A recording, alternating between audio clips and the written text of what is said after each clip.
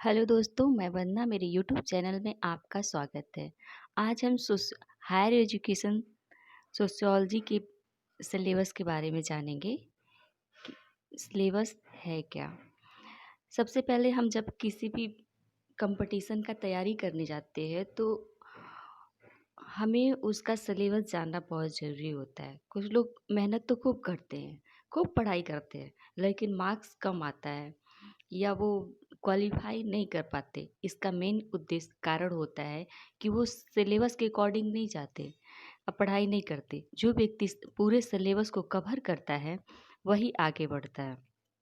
आज हम higher education sociology के बारे में किस जो सिलेबस है उसी को जानेंगे कि इसका सिलेबस क्या है, क्या क्या पूछेगा।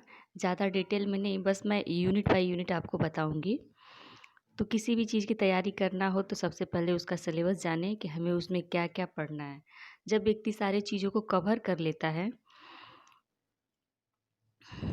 तो कहीं से भी क्वेश्चन पूछे वो पुटअप कर पाता है। कुछ लोग सिलेबस पूरा नहीं पढ़े होते हैं और जब ऐसा क्वेश्चन आ जाता है तो उनको लगता है कि बाहर से दिया हुआ है। तो ये बाहर से नहीं दिया होता है, हमारे सिलेबस से ही दिया होता है। जो लोग नेट क्वालिफाई हैं, पीएचडी कर रहे हैं, उन लोगों के लिए जो वैकेंसी आने वाली है हायर एजुकेशन की 50वां, तो महत्वपूर्ण है कि अभी से मेन उद्देश्य है कि वो अभी से तैयारी करना स्टार्ट कर दे। तो इसी उद्देश्य के साथ आज मैं आप लोग के साथ हायर एजुकेशन सोशियोलॉजी का सिलेबस लाई हूँ। आज देखते हैं यूनिट बाई। इसमें पहला यूनिट है सोशियोलॉजिकल कंसेप्ट। इसको आप देखेंगे, सिलेबस के अकॉर्डिंग ही आप पढ़ते जाएंगे। दूसरी यूनिट है, सेकेंड यूनिट है इसमें सोशल ग्रुप।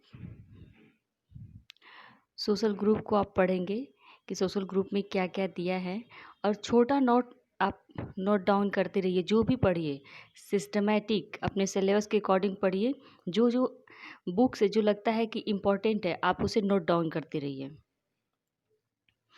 तीसरा यूनिट है सोशल स्ट्रैटिफिकेशन।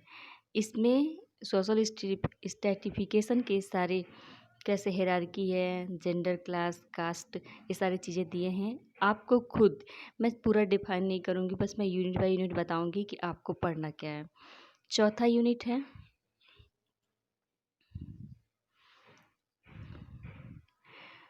सोशल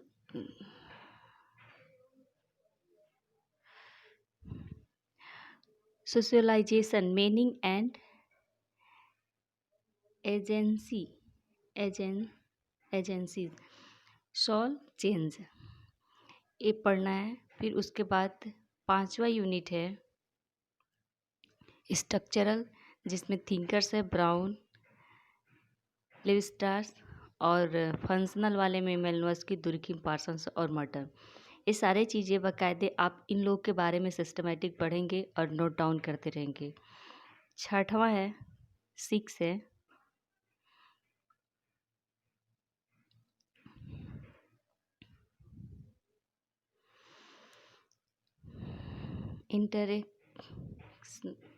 इंटरेक्शनिस्टिक। इसमें सारी चीज़ें जैसे सोशल एक्शन हुआ, सिंबॉलिक इंटरेक्शन हुआ, तो इसमें जो थिंकर दिए हैं उनको पढ़ना है। आप ज़्यादा मत पढ़िए, इधर उधर कम नहीं पढ़िए। जो सिलेबस में दिया है उसको पहले कवर कर लीजिए, एक दो बार उसे कवर कर लीजिए। फिर सातवां है कन्फ्लिक्ट। कन्फ्लिक्ट में कौन कौन से थिंकर हैं, जैसे कार्ल मार्क्स, डेरेनडार्फ, कोजर, कॉलिंस, इनको कवर कीजिए। अब आ गए हम लोग, आठवां यूनिट है फेनोमेनोलॉजी और इथनोमेथोडोलॉजी। फेनोमेनोलॉजी एंड इथनोमेथोडोलॉजी, इसमें सारे थिंकर्स दिए हैं, कैसे कहाँ कैसे उत्पत्ति हुई, क्या हुई, ये सारे चीज़ें आपको नोट डाउन करना है। नौवां यूनिट है इंडियन सोशियोलॉजी। अब हम सोशियोलॉजी तो पढ़ रहे हैं, उसमें मेन इंडियन सोशियोलॉजी भी है। इसमें सारे थिंकर्स आपके सामने दिए हैं। 10वां है मेथडोलॉजी। मेथड, हम कोई भी चीज़ काम करने जाते हैं तो उसमें मेथड कौन सी होती है, मेथडोलॉजी कौन सा यूज कर रहे हैं, किस तरीके से हम उस पे अपना शोध स्टार्ट कर रहे हैं। हम लोग ये हायर एजुकेशन है, तो हायर एजुकेशन में यदि आप जा रहे हैं तो उसमें रिसर्च का बहुत मेन पार्ट होता है, तो इसलिए हमें मेथड सारी चीज़ें जानना होता है। रिसर्च 11 में है क्वांटिटेटिव मेथड। क्वांटिटेटिव मेथड में ये सारी चीज़ें दिया है, कैसे क्या कर मतलब क्या survey, research, design, in its types, hypothesis, sampling, ये सारी जो चीज़ें हैं इसको आपको जानना बहुत ज़रूरी है। ये अब आते हैं हमारा ये सिलेबस, यहाँ तक 11 यूनिट कंप्लीट हुआ। अब आते हैं 12वें यूनिट पे।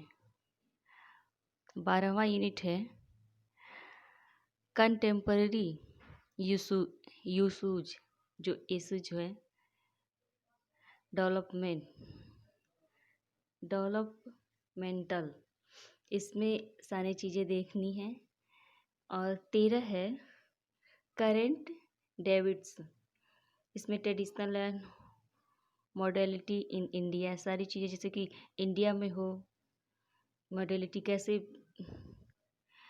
विकसित हो रही है, ट्रेडिशनल हमारा कैसे चेंजेस आ रहे हैं, तो वो सारी चीज़ें देखने हैं कि जो ग्लोबलाइजेशन के कारण जो हमारे जो नगरीकरण ग्रामीण था वो नगरीकरण में कैसे परिवर्तन, क्या है उसके कारण है। तो ये सारी चीज़ें आप सिलेबस को कवर करते जाएंगे तो जो भी आपका क्वेश्चन कहीं से भी आएगा आपको समझ में आएगा कि हाँ अरे यार यहाँ से पढ़ा था मैं। यदि आप सिलेबस कवर नहीं करते हैं तो पल्ले नहीं पड़ता है, कुछ समझ में नहीं आता कि हम क्या करें। 14 यूनिट है हमारा usage patterning patterning to defence, इसमें सारी चीज़ें पढ़ने हैं, जैसे क्राइम हुआ क्यों, क्या कौन से क्राइम है, कैसा सारी चीज़ें, क्या इसका हमारे समाज पे क्या इफ़ेक्ट पड़ा है, जो हमारा सस्टेनेबल डेवलपमेंट की बात कर रही है तो इससे क्या क्या परिवर्तन हुआ है, तो ये सारी चीज़ें इस यूनिट में देखना है। जैसे कि हम पर्यावरण से पूछ लिया, कोई डेवलपमेंट से पूछ लिया तो हमको समझ में नहीं आता, यार सोशियोलॉजी है कि तो आउट ऑफ सिलेबस पूछ दिया, तो घबराने की कोई बात नहीं है, सिलेबस जानना बहुत ज़रूरी है। Unit 15 rural sociology. Rural sociology में ये सारी चीज़ें आपको देखना है, खुद ही आपको सारी चीज़ें देखना है।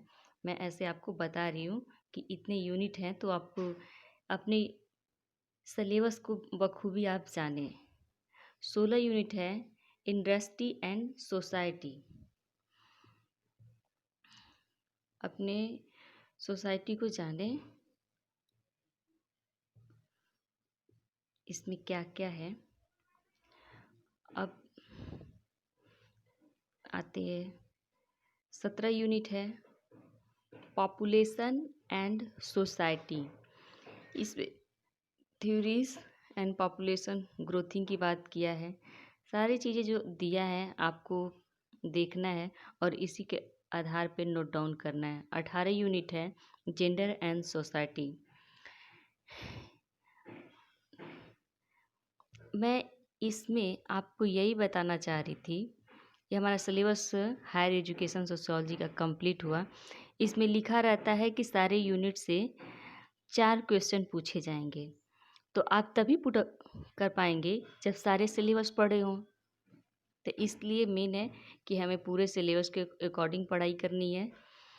जब आप सिलेबस कंप्लीट कर लेते हैं तो ऑटोमेटिक एक कॉन्फिडेंस आ जाता है कि यार मैंने इतना पढ़ा, ये कर लिया। और जब एक यूनिट से यदि आप 10, 50, 20 क्वेश्चन पुटअप करके नोट डाउन करते हैं की द पॉइंट, तो वो सारे जब कंप्लीट करते हैं पूरा सिलेबस, तो वो मानिए कि 2000-3000 तक हो जाता है हमारा question.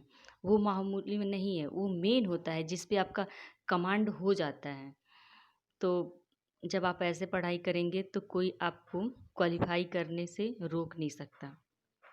Thank you watching this video. Video अंत तक देखिए। यदि वीडियो अच्छा लगा हो तो लाइक करिए, शेयर करिए और सब्सक्राइब करिए। Thank you watching this video.